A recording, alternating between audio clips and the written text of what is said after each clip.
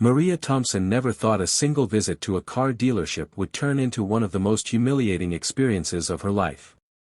A simple woman with a kind heart, she had spent most of her years as a schoolteacher, shaping young minds with love and patience. She had never been one for luxury, always choosing comfort over extravagance. But today was different. Today, she wanted to surprise her husband, James.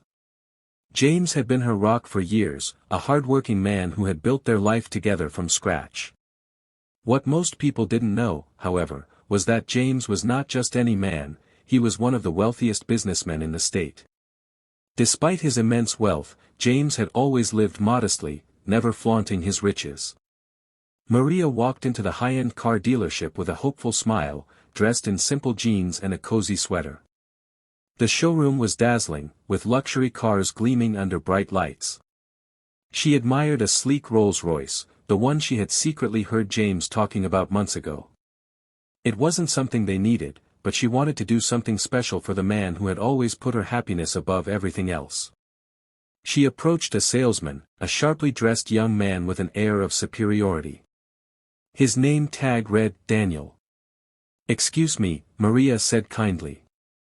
"I'd like to learn more about this car." Daniel barely looked at her before letting out a scoff. "Ma'am, this is a high-end dealership. Perhaps you'd be more comfortable at a used car lot down the street." Maria felt her cheeks flush. "I assure you, I'm serious about buying." Daniel rolled his eyes. "Sure. And I'm the Queen of England." Other salesmen nearby chuckled, and Maria felt a sinking feeling in her chest. She had never been treated like this before. "I'd still like to see the car," she insisted, standing her ground. Daniel sighed dramatically and waved at a junior associate. "Give her the brochure." "That should be enough." Maria clenched the brochure in her hands, feeling the sting of humiliation. Before she could say another word, Daniel turned his back on her and whispered something to his colleagues. She caught fragments of their laughter. "She probably can't afford the gas, let alone the car." The words cut deep, but Maria refused to let them see her hurt. Instead, she turned and walked out, her heart heavy but her spirit unbroken. That night, Maria told James about what had happened, not out of anger, but out of sheer disbelief at how people judged others based on appearances. She didn't mention the dealership name, not wanting to make a fuss. James listened carefully, his expression unreadable. The next morning, Maria was making coffee when she heard the unmistakable hum of an expensive engine outside. Peering through the window, she gasped.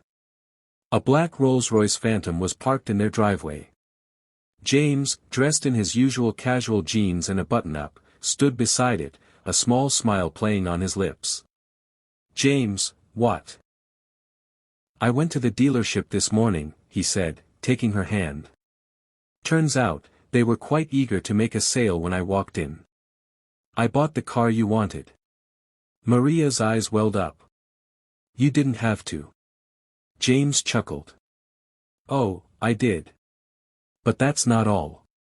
Just then, a second car, an even grander Rolls-Royce, pulled up behind his.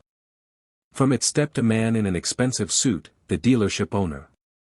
His face was pale, and his hands trembled slightly as he approached Maria.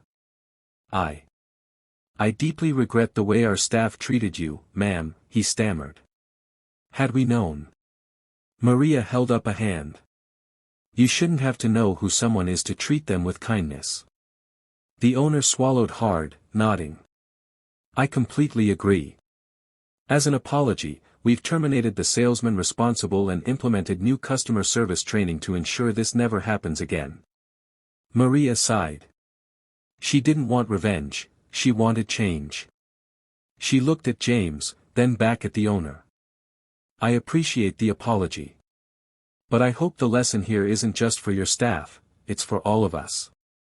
Treat people with kindness, no matter what." James smiled proudly. The dealership owner nodded solemnly. And as Maria ran her hands over the car she had originally dreamed of gifting her husband, she realized that true wealth wasn't in what you owned, but in the kindness you carried within your heart.